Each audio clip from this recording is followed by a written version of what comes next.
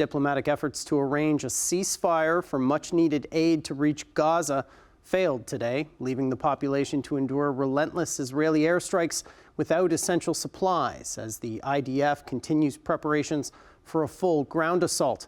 More than 2,800 Palestinians have died in retaliatory airstrikes in Gaza since the war began. And as Western nations pledge support for efforts to free hostages held by Hamas, Israel says the number taken by the terrorist group last week is at least 199, higher than previously thought. A Hamas rocket crashes into the ground not far from Jerusalem, one of a barrage fired towards the city, and Tel Aviv, triggering air sirens. אבל בתוך זה יש אזעקה, לדעתי. אוקיי, לצאת בבקשה למסדרון. The sirens sending lawmakers in Israel's legislature to shelter, including the Israeli War Cabinet and U.S. Secretary of State Antony Blinken, who returned to Tel Aviv today, meeting with Israel's defense minister once again after spending the last 5 days meeting with regional players. This will be a long war. The price will be high, but we are going to win. You know our deep commitment to Israel's right, indeed its obligation, to defend itself. Threatening to expand the war are an uptick in clashes between Israel and the Hezbollah militant group along the Lebanese border.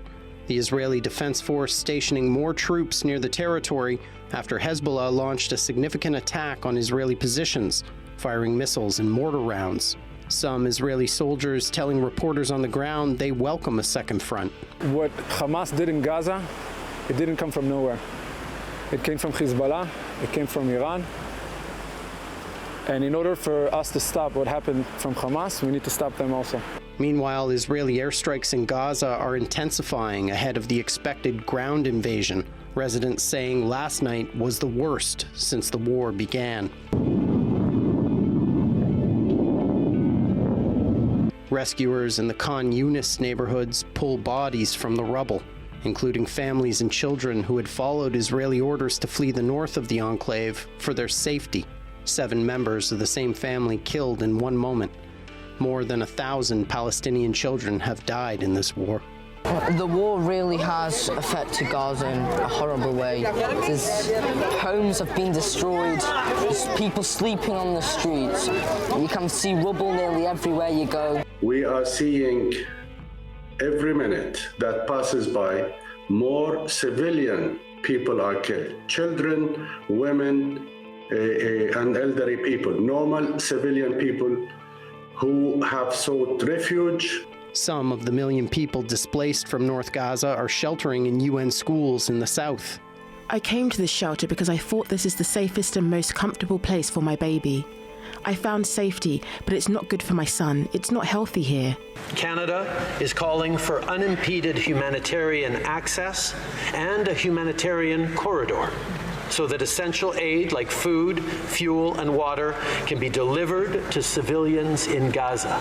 Canada's Prime Minister, one of many national leaders calling for a humanitarian corridor into Gaza to supply aid and get civilians out, including several hundred Canadians and other foreign nationals. The Rafah border crossing from Gaza into Egypt remains closed despite efforts to open it. The first group of Canadians have made it out of the nearby West Bank, another Palestinian territory. And more Canadian flights out of Tel Aviv departed today. More than 1,000 people have been flown out by the Canadian forces since last week. More on the war, I'm joined by Jon Allen. He was Canada's ambassador to Israel from 2006 to 2010. He's also the chair of Project Rozana Canada, a peacebuilding initiative for Palestinians and Israelis, and is a senior fellow at the Munk School of Global Affairs and Public Policy. Jon, thanks for joining us. Thanks for having me, Matt. Glad to be here. The Prime Minister and Foreign Affairs Minister Melanie Joly have been calling for a humanitarian corridor out of Gaza. How much power does Canada really have to influence Israel's next steps?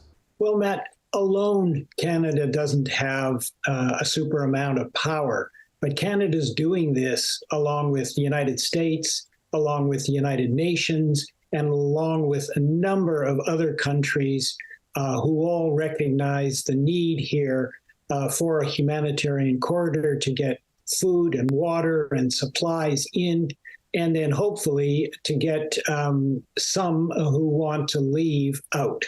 How can Canada help Israel secure the release of Hamas hostages? Well, once again, we're working with a number of other countries who also have dual national hostages there, or perhaps not even dual nationals. They have nationals there. In 2008, when I was ambassador and there was a conflict, yet another conflict between Hamas and Israel, we extracted 250 foreign nationals. You've got to have the agreement of Israel, obviously. You've got to have the agreement of Hamas in this case, which could prove very difficult. And we need pressure, frankly, from the Qataris, from the Egyptians, and of course, from the United States, which is also always helpful. I have heard reports from former negotiators who have been talking to Hamas, and it doesn't seem like they're interested, at least at this point, in giving them up. Very ideological.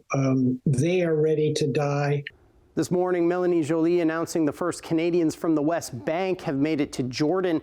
How difficult do you think it will be for her to start getting Canadian nationals out of Gaza? I hope that it'll be a lot easier to get Canadian nationals out of there than it will be the hostages, obviously.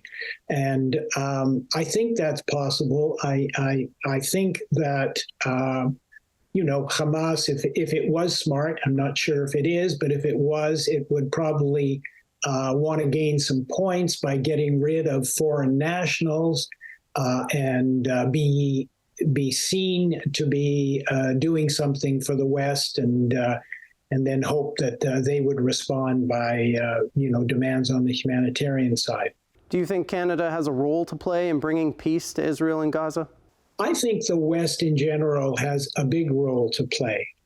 But I think, people in Israel don't want to hear about this right now, and maybe Jews in the diaspora don't want to hear about it. But when this is over and some of the pain has been resolved, and we've got to begin to start looking at the root causes of all of this, not the root causes of that horrible attack.